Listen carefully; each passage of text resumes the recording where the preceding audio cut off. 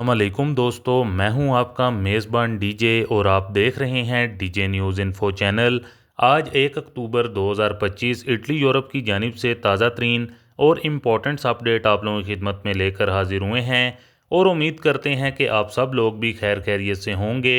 जितने भी भाइयों ने चैनल को सब्सक्राइब किया हुआ है उनका तहे दिल से शुक्रिया अदा करते हैं और जो इस टाइम पर चैनल पर नए हैं उनसे यही गुजारिश है कि चैनल को लाजमी तौर पर सब्सक्राइब करें और साथ में दिए गए बेल के ऑप्शन को प्रेस करके ऑल करें ताकि हमारी हर नई आने वाली वीडियो का नोटिफिकेशन आप लोगों तक सबसे पहले पहुंचता रहे। बढ़ते हैं अपनी सबसे पहली अपडेट आप लोगों के साथ शेयर करेंगे जो कि ख़ास तौर पर रेडितो दी चिता दिनांजा से मुतलिक यानी कि इटालियन नेशनैलिटी से मुतलिक बड़ी खबर आप लोगों के साथ शेयर करेंगे। जैसा कि बहुत से गैर मुल्की हैं जिन्होंने इटालियन चिता दिनांजा अप्लाई किया हुआ है। कुछ ऐसे भाई हैं जिनको 3 साल से ऊपर का टाइम हो चुका है, तो उनके लिए बहुत ही अहम और ज़रूरी खबर है। अगर आपके साथ ऐसी सिचुएशन होती है तो आप लोगों को क्या करने की ज़रूरत है। ज़्यादातर ये होता है कि जो कानून है वो 2 साल के अंदर अंदर ही इसका प्रोसेस क्लियर हो जाता है। बाज़ सूरतों के अंदर आप लोगों को 3 साल तक का टाइम भी लग जाता है। लेकिन अगर आपका 3 साल से ऊपर टाइम हो चुका है और आप लोगों को किसी किस्म का कोई रिस्पॉन्स कुछ भी आप लोगों को मालूम नहीं है कि आगे अब हम लोगों ने क्या करना है, यानी कि कोई भी आप लोगों का राब्ता वगैरह नहीं है, कुछ भी आप लोगों को समझ नहीं आ रही है, तो सबसे पहले ये है कि अगर आप लोगों का 3 साल से ऊपर का टाइम हो चुका है, आपने अगर लायर के थ्रू अप्लाई किया है तो उससे पूछें कि इसका आगे क्या प्रोसेस होगा। दूसरा इसका ये है कि आप लोग इसमें कमूने के अंदर जाके भी पूछ सकते हैं।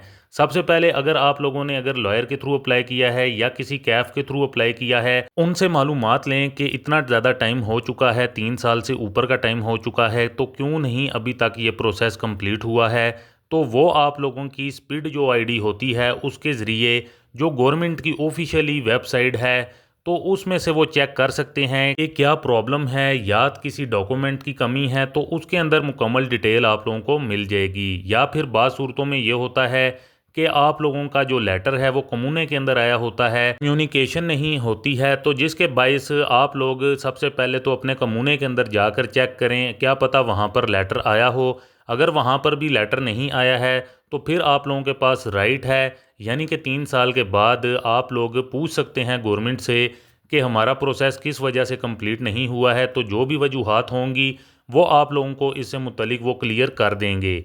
तो अगर आप लोगों का 3 साल से ऊपर का टाइम हो चुका है तो आप लोग गैर मुल्की हैं, आप लोगों को इस चीज़ के बारे में समझ नहीं आ रही, काफ़ी ज़्यादा टाइम हो चुका है, तो इन तरीक़ेकार को इख्तियार करते हुए आप अपनी चिता दिनांजा को देख सकते हैं। इसके अलावा अपनी नेक्स्ट अपडेट आप लोगों के साथ शेयर करेंगे जो कि इटली के अंदर जो ऑटो व्लॉग्स लगे हुए हैं, यानी कि स्पीड चेक करने वाली जो मशीनें लगी हुई हैं, उससे मुतलिक गवर्नमेंट की जानिब से कुछ नए कवानीन से मुतलिक अहम बयान जारी हुआ है। बताया जा रहा है कि अगले 2 माह के अंदर जितनी भी पुलिस हैं इटली के अंदर, यानी कि डिफरेंट कैटेगरीज़ के लिए जो पुलिस रखी हुई है इटली के अंदर, और जितने भी कमूने हैं, प्रोविंचें हैं, वो सब को जहाँ जहाँ पर ऑटो व्लॉग्स लगे हुए हैं उनका डाटा रजिस्टर्ड करना है। और जो ऑटो मोबिला की जो वेबसाइट है वहाँ पर ये सारा डाटा रजिस्टर्ड करना पड़ना है। तो लगभग 33 साल हो गए हैं, तो अभी तक गवर्नमेंट ने इससे मुतलिक कोई कानून नहीं बताया है कि ऑटो व्लॉग्स कौन से लगाने हैं और कौन से नहीं लगाने हैं।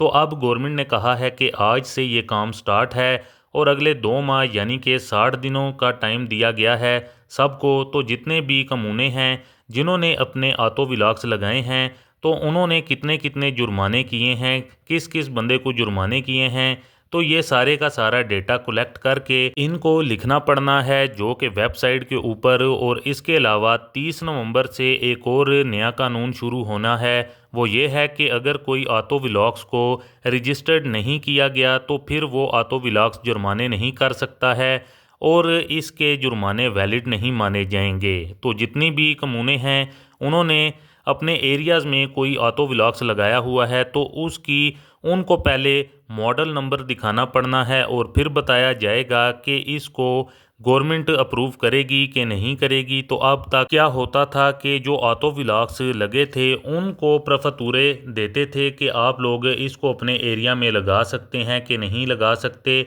और हर प्रफतूरा अपने हिसाब के साथ परमिशन दे देता था। पर अब ये काम सेंटर की गवर्नमेंट की जानिब से किया जाएगा। तो अब वही ऑटो व्लॉग्स लगेंगे जो कि गवर्नमेंट अप्लाई करेगी, यानी कि जिनको गवर्नमेंट अप्रूव करेगी वही लगेंगे। तो इस टाइम लगभग 13,000 लगे हुए हैं ऑटो व्लॉग्स इटली के अंदर। हर कम्यूने अपने हिसाब के साथ लिमिट उसने सेट करके बैठा हुआ है। हर सड़क के ऊपर अपनी ही लिमिट सेट की हुई है। पर अब ऐसे काम आगे नहीं होंगे। ऑफिशियली डेटा गवर्नमेंट को पहुंचाया जाएगा और फिर गवर्नमेंट डिसाइड करेगी कि ये लगा सकते हैं कि नहीं लगा सकते हैं। तो सारा डेटा वेबसाइट पर मौजूद होगा कि कहाँ पर लगा हुआ है और कहाँ पर नहीं लगा हुआ है।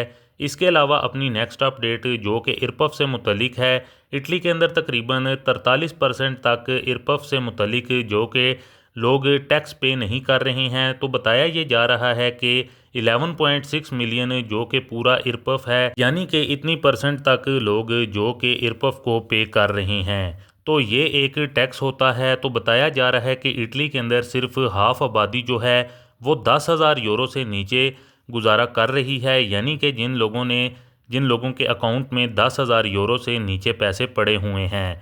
तो हाफ आबादी ऐसी है जो कि इटली के अंदर इस तरह से गुजारा कर रही है।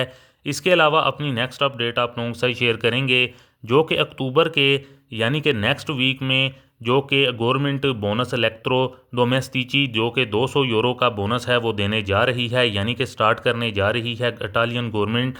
तो आप लोगों ने कोई भी अपनी फ्रिज लेनी है, वॉशिंग मशीन लेनी है या फिर कोई और इस तरह की चीज़ लेनी है जो कि इलेक्ट्रो डोमेस्टिची के अंदर एंटर होती है, तो आप लोग ले सकते हैं। तो 30% तक आप लोगों को इसमें स्कॉन्तो मिल जानी है, यानी कि जितने का भी सामान है उसके ऊपर, यानी कि अगर 100 यूरो का सामान है तो उसके ऊपर आप लोगों को 30 यूरो की जो है वो छूट मिल जानी है।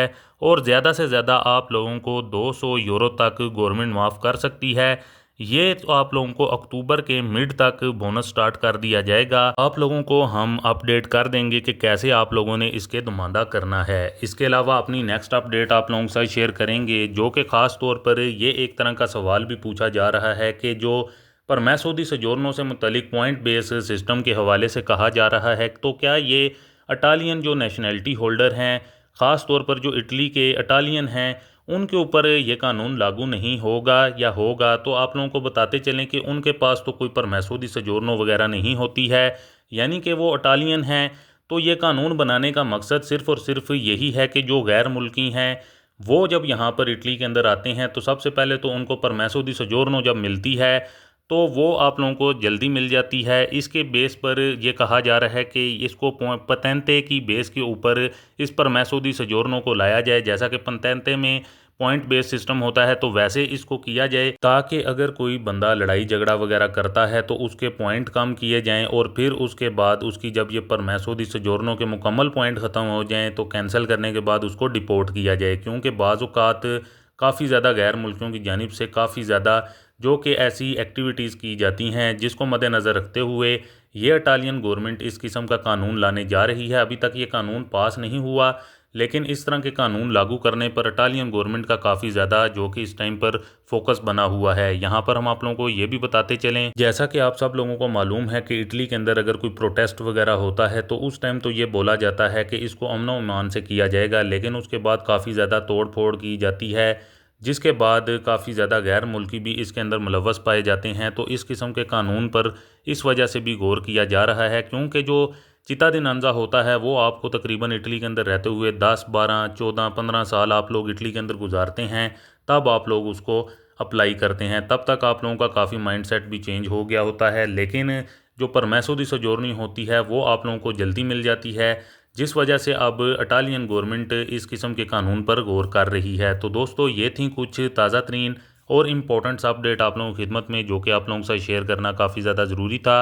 उम्मीद करते हैं कि आपको हमारी आज की ये ताज़ा तरीन और इम्पोर्टेंट अपडेट पसंद आई होगी। वीडियो को ज़्यादा से ज़्यादा लाइक और शेयर करें।